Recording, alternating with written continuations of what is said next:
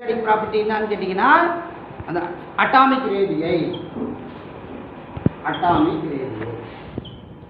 இப்போ நம்ம அட்டாமிக் ரேடியைனா என்ன முதல்ல அதுக்கு டெஃபினேஷன் சொல்லணும். அட்டாமிக் ரேடியைனா இப்போ இது வந்து என்னது ஆட்டமா? ஆட்டத்தோட மையத்தில் என்ன இருக்கு? நியூக்ளியஸ். நியூக்ளியஸ்க்குள்ள என்ன இருக்கு? Proton neutron. சரியா? அப்புறம் அடுத்தது இந்த ஷெல்லில் எலக்ட்ரான்ஸ் இருக்கு.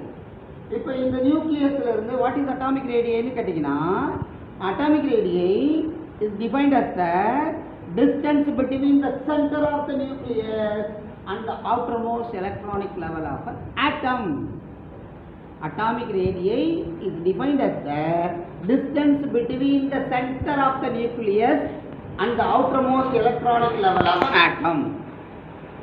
அதாவது அதனுடைய நியூக்ளியஸோட மையத்திலிருந்து வேலன்ஸ் ஷெல்லுக்கு எவ்வளோ தூரம் இருக்கோ அந்த தூரத்தை அளந்தீங்கன்னா அதுக்கு பேர் என்னது? அட்டாமிக் ரேடியை. இப்போ உதாரணம் ஆப்பிள், இப்போல்லாம் ஆப்பிள் ரொம்ப சீப்பாக விற்குது. ஒரு ஆப்பிள் எடுக்கிற ஆப்பிளோட மையத்தில் என்ன இருக்குது? அந்த விதை இருக்குது, மையத்தில் இருக்கும். நீங்கள் பாட்டிலில் படிப்பீங்க.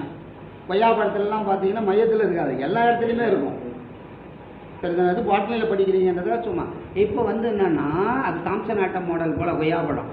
இந்த ஆப்பிள் நடுவில் இருக்கு இல்லையா, அந்த நடுவில் இருந்து அந்த சென்டர்லேருந்து மேலே தோல் இருக்கு பாரு, அதுக்குரிய தூரத்தை என்ன பண்ணணும்?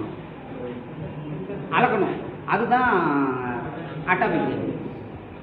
நியூக்ளியஸ் நடுவில் இருந்த வேலன்ஸ் ஷெல், லாஸ்ட் ஷெல், அந்த தோல் இருக்கு இல்லையா, அப்போ அந்த தோலுக்கு இவ்வளோ தூரத்தை, அந்த தோலுக்கும் நியூக்ளியஸோட சென்டருக்கும் இருக்கிற அந்த நீளம் தான் அட்டாமிக் ரேடியை. புரிஞ்சுட்டு இப்போ ரேடியஸ்ன்றதால இதுக்கு என்ன யூனிட் சொல்லலாம்? என்ன யூனிட்? ஆங்ஸ்ட்ராங். ரொம்ப டைனியாக இருக்குது இல்லையா, சின்னதாக இருக்குது, கண்ணாலே பார்க்க முடியாது, அதனால் ஆங்ஸ்ட்ராங். அப்புறம் இல்லைன்னா நானாமீட்டர். இதை தான் சொல்லுவோம். இது புரிஞ்சுக்குது. இப்போ ட்ரெண்டு என்ன? ட்ரெண்டுன்னா லெஃப்ட்லேருந்து ரைட்டுக்கு போகும்போது ட்ரெண்டு லெஃப்ட்லேருந்து ரைட்டுக்கு போகும்போது அட்டாமிக் ரேடியஸ் இன்க்ரீஸ் ஆகுதா டிக்ரீஸ் ஆகுதா? அதே போல் மேலேருந்து கீழே வரும்பொழுது ஒரு குரூப்பில் அட்டாமிக் ரேடியஸ் வந்து என்ன ஆகுது? டிக்ரீஸ் ஆகுதா இன்க்ரீஸ் ஆகுதா? இப்போ நம்ம ஒன்று ஒன்றா பார்க்கலாம். என்னன்னு சொன்னால் இப்போ உங்கள் புக்லேயே அழகாக நல்லா பாக்ஸ் போட்டு அழகாக கொடுத்துருக்காங்க. என்னதுன்னா across the period. அப்புறம் top to bottom in a group. Top to bottom in a group. இப்போ ஒன்றே ஒன்று தெரிஞ்சுக்கோ, ஒரு பீரியாடிக் டேபிளில் லெஃப்ட்லேருந்து ஒரு பீரியடில் லெஃப்ட்லேருந்து ரைட்டுக்கு போகும்பொழுது ரேடியஸ் வந்து குறைஞ்சிக்கிட்டே போகும். அதை தான் அவன் புக்கில் அழகாக சூப்பராக நோட்ஸ் போல கொடுத்துருக்குறாங்க. என்ன கொடுத்துருக்காங்க? Across the period atomic radii decreases. இப்போ நீங்களே சொல்லலாம், இப்போ பீரியடில் இப்படி போகும்போது டிக்ரீசஸ்னால் அப்படியே down the group top to bottom வந்து அப்படியே மாற்றி சொல்லணும். இப்போ atomic radii top to bottom என்ன ஆகும்? இன்க்ரீசஸ். மேலே இருக்கிறது டைனியாக இருக்கும், ஒரு எறும்பு குட்டி போல். அப்புறம் அப்படியே இது வந்து கோலி குண்டு, இது வந்து இது கிரிக்கெட் ஸ்டம்பர் பாலு, அடுத்தது பேஸ் பாலு, அடுத்த ஆட்டம் ஒரு குரூப்பில் இருக்கிறது. அப்புறம் அடுத்தது இப்படியா மேலேருந்து கீழே வர வர வர வர என்ன ஆகிடும்? சைஸுனாலும் அட்டாமிக் ரேடியஸ் ரெண்டும் ஒன்று தான், இன்க்ரீஸ் ஆகும். அதுக்கு ரீசன் சொல்லணும். ஏன் சார் ஒரு குடும்பத்தில் மேலேருந்து வரும்போது இன்க்ரீஸ் ஆகுது, ஏன் ஒரு பீரியடில் லெஃப்ட்லேருந்து ரைட்டுக்கு போகும்போது டிக்ரீஸ் ஆகுது அப்படின்னு சொல்லணும். சரிதானே? இப்போ இது ஃபஸ்ட் குரூப்னே வச்சுக்கோ. இப்போ தான் நம்ம கொஞ்சம் நேரத்துக்கு முந்தி ஃபஸ்ட் குரூப் பார்த்தோம். இது வந்து ஹைட்ரஜனா, இது லித்தியமா, இது சோடியமா, இது பொட்டாசியமா, இது ருபீடியமா, இது சீசியம், அதுக்கு அடுத்தது ஃப்ரான்சியம். ஸோ அப்போ மேலேருந்து கீழே வர வர வர வர வர என்ன ஆகும்? Atomic radius increase. லெஃப்ட்லேருந்து ரைட்டுக்கு போகும்போது ஒரு பீரியடில் வந்து என்ன ஆகும்? டிக்ரீசஸ். இந்த படமே நான் அழகாக போட்டு காமிச்சிருக்கேன் பாரு. இப்போ நீ தான் ரீசன் சொல்லணும். இதுக்கு என்ன ரீசன்? ஏன் ஹைட்ரஜன் வந்து ரொம்ப சின்னதாக இருக்குது அந்த குரூப்லன்னு கேட்டிங்கன்னா, ஹைட்ரஜனுக்கு ஒரே ஷெல்லு தான் இருக்கும். நியூக்ளியஸு 1s1 அவ்வளோதான், ஒரு ஷெல், ஃபஸ்ட்டு ஷெல். இப்போ அடுத்த லித்தியத்துக்கு எத்தனை ஷெல் இருக்கும்? நியூக்ளியஸு 2 ஷெல் இருக்கும். அடுத்தது சோடியத்துக்கு nucleus 1s2 2s2 2p 1s2 2s2 2p6 3s1 ன்னு இருக்கும். அது இதுக்கு 1s2 1s1, இதுக்கு 1s2 2s1, இதுக்கு வந்து 1s2 2s2 2p6 3s1. அப்பா இது 1s1, இது 2s1, இது 3s1 அப்படின்னா தேர்ட் ஷெல் 3 ஷெல்ஸ் இருக்கும். இதுக்கு எப்படி இருக்கும்? அப்போ 1 போட்டோம், 2 போட்டோம், 3 போட்டோம். இதுக்கு என்ன பண்ணோம்? 4 ஷெல் போடணும். 1s2 2s2 2p3 எழுதிக்கிட்டே வந்து 2p6 3s2 இப்படி சொல்லினே வந்து 4s1ன்னு முடிக்கணும். இதுக்கு என்ன பண்ணணும்? அடுத்தது 5s1 முடிக்கணும். அப்போ நேச்சுரலாகவே பார்த்தா ஷெல் நம்பர் இன்க்ரீஸ் ஆகுது. அதனால் அதனுடைய ரேடியஸ் வந்து என்ன ஆகும்? இன்க்ரீஸ் தான் ஆகும். ஸோ அப்போ ரீசன் சொல்லணும். when you go from top to bottom in the group, atomic radii increases because when you go from top to bottom, shell number increases. Shell number increases.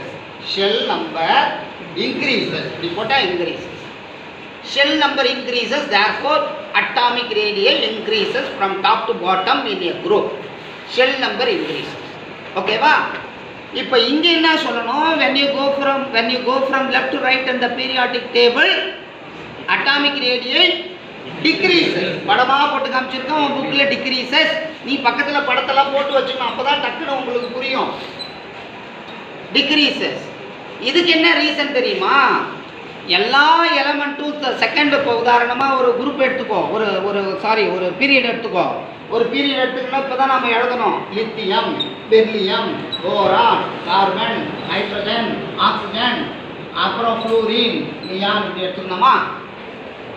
ஒரு குரூப்பில் ஒரு பீரியடில் இருக்கிற எல்லா எலமெண்ட்ஸுக்கும் same number of electronic level இருக்கும். Same number of electronic level, same number of shells தான் இருக்கும். இப்போ இதோ உதாரணமாக இது எல்லாத்துக்கும் எப்படி இருக்குது தெரியுமா? இதுக்கு 1s2 2s1 ஓகேவா? இதுக்கு என்ன வரும்? 1s2 2s2, இதுக்கு 1s2 2s2 2p1 2s2 2p2 எல்லாத்துக்குமே பார்த்தா கடைசி வரை இதுக்கு லாஸ்ட்டாக இருக்கும் 1s2 2s2 2p6 அவ்வளோதான். எல்லாத்துக்குமே 2 ஷெல் தான் இருக்கும். அப்போ 2 ஷெல் இருந்தால் எல்லாத்துக்கும் ரேடியஸ் எப்படி இருக்கணும்? நீங்களே சொல்லுங்கள்.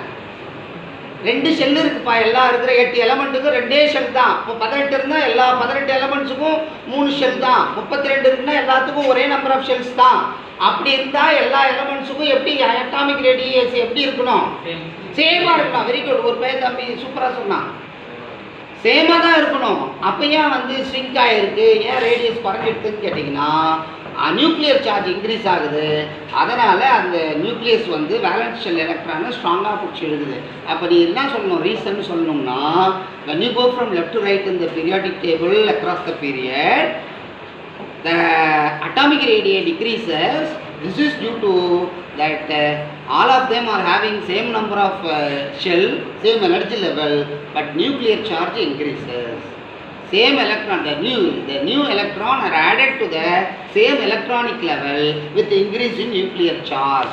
Nuclear charge na ஒண்ணு கிடையாது. இதுக்கு 3 இதுக்கு 4 அட்டாமிக் நம்பர் எழுதணும் பாரு.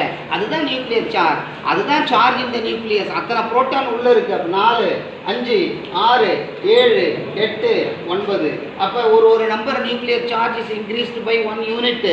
அப்ப நியூக்ளியர் சார்ஜ் இன்க்ரீஸ் ஆனா என்ன சார்னா இப்போ 8 இதில் இருக்கிற 10 எலக்ட்ரான், இதில் இருக்கிற 8 எலக்ட்ரான் வந்து அந்த குறிப்பிட்ட தூரத்தில் இருக்கிற அந்த 8 புரோட்டான் குறிப்பிட்ட தூரத்தில் இருக்கிற எலக்ட்ரான் என்ன பண்ணும்? ரொம்ப பவர்ஃபுல்லாக பிடிச்சி இருக்கும். சரியா? இது வந்து அவ்வளோ இவ்வளோ இருக்காது. அதனால் அந்த வட்டமே உள்நோக்கி தான் ஆகிடும், சுருங்கிடும். அதனால தான் வந்து சைஸ் டிக்ரீஸு. இது நல்லா புரிஞ்சிச்சா? இப்போ நீங்கள் எல்லாருமே நல்லா கவனிச்சிருக்கீங்க. இப்போ நான் உங்ககிட்ட ஒரு கேள்வி கேட்க போகிறேன். அந்த கேள்விக்கான பதில் எவ்வளோ சொல்கிறீங்கன்னு பார்ப்போம். நான் உங்களுக்கு கை தட்டுறேன், பாராட்டுறேன், உங்களுக்கு பரிசு கூட கொடுக்குறேன். ஆனால் புக்சாலித்தனமாக பதில் சொல்லிட்டு தான் இந்த டேபிளில் நான் பார்ப்பேன். யார் கரெக்டாக சொல்கிறீங்களோ அவங்களுக்கு அருமையான பரிசு கொடுப்பேன். இப்போ இந்த பீரியாடிக் டேபிள்லே எது இருக்கிறதுலே ரொம்ப குட்டியூண்டு இருக்கிற எல்லா எலமெண்ட்ஸையும் கம்பேர் பண்ணி சொல்லணும். இப்போ நான் சொன்ன ரூலில் வச்சுக்கணும். நல்லா இமேஜின் பண்ணணும். அப்படி லெஃப்ட்லேருந்து ரைட்டுக்கு போனால் டிக்ரீஸ் ஆகுது, மேலே இருந்து கீழே வந்தால் இன்க்ரீஸ் ஆகுது. அப்போ இந்த பீரியாடிக் டேபிள்லேயே ஸ்மாலஸ்ட் ஆட்டம் எது? ஸ்மாலஸ்ட் ஏம்பா இப்போ தானப்பா சொன்னோம் ஹைட்ரஜன் இங்கே ஆரம்பிக்குதா, ஹைட்ரஜன் ஆரம்பிக்குது. அதே வரிசையில் இன்னொருத்தர் இருக்கானா, யாரு? ஹீலியம். இந்த ரெண்டு பேர்ல யார் பெருசு யார் சின்னது? ஹீலியம் சின்னது. லெஃப்ட்ல இருந்து ரைட்டுக்கு போனா என்ன ஆகணும்? சைஸ் டிக்ரீஸ் ஆகணும்னு சொன்னோமா? அப்ப ஹைட்ரஜன் சின்னதா ஹீலியம் சின்னதா? இப்போ ஹைட்ரஜன் சொல்றீங்க. சரி, இப்போ ரைட். இப்போ நம்ம அடுத்த புரிஞ்சிருக்குது. இப்போ அடுத்த கொஸ்டினுக்கு போவோம். இந்த பீரியாடிக் டேபிள்ல ரொம்ப யானை போல இருக்கிற ஆள் யார்? யானை போல இருக்கிறது யார்? இந்த பீரியாடிக் டேபிள்ல யானை போல இருக்கிறது யார்? யானைக்குட்டி போல இருக்கிறது யாரு? எது பிக்கஸ்ட்? பீரியாடிக் டேபிள், ஒட்டுமொத்த பீரியாடிக் டேபிள்ல எது பிக்கஸ்ட்? இப்ப மேல இருந்து கீழே வரும்போது இன்க்ரீசஸ், இந்த பக்கம் இருந்து இந்த பக்கம் போகும்போது டிக்ரீசஸ், இங்க இருந்து இந்த பக்கம் வரும்போது இன்க்ரீசஸ். சரியா? இப்படி வரும்போது இன்க்ரீசஸ், இங்க இருந்து இப்படி போகும்போது decreases. Which is the biggest? Very good, அருமையா சொன்னீங்க. இதை முதல்ல சொல்லியிருக்கணும். இந்த பிக்கஸ்ட்னு கேட்டா சீசியம் அல்லது பிரான்சியம், ரெண்டுல ஏதாவது ஒன்று சொல்லியிருந்தா கூட கரெக்ட். இது ரேடியோ ஆக்டிவ், அதனால இதை வழக்கமாக அவாய்ட் பண்ணுவாங்க, இதை எடுத்துப்பாங்க. சரியா? புரியுதா புரியலையா? நல்லா யோசிச்சு பார்ப்பா. இப்போ இப்படி போகும்போது நீங்கள் என்ன சொன்னீங்க? இதை காமிச்சிட்டீங்க, அதுதான் இருக்குது. இப்படி போகும்போது டிக்ரீசஸ், இப்படி வரும்பொழுது இன்க்ரீசஸ். அப்போ நல்லா ஞாபகம் வச்சு, கொஞ்சம் பெருசாக அங்கே இருக்குது. இப்படி போகும்போது டிக்ரீசஸ், இப்படி வரும்போது இன்க்ரீசஸ். அப்போ நல்லா தெரிஞ்சுக்கோ, the biggest atom in the periodic table என்னது? சீசியம் அல்லது பிரான்சியம் சொல்லுவோம். இப்போ நல்லா புரிஞ்சுட்டு தானே? நன்றி, வணக்கம். தேங்க்யூ.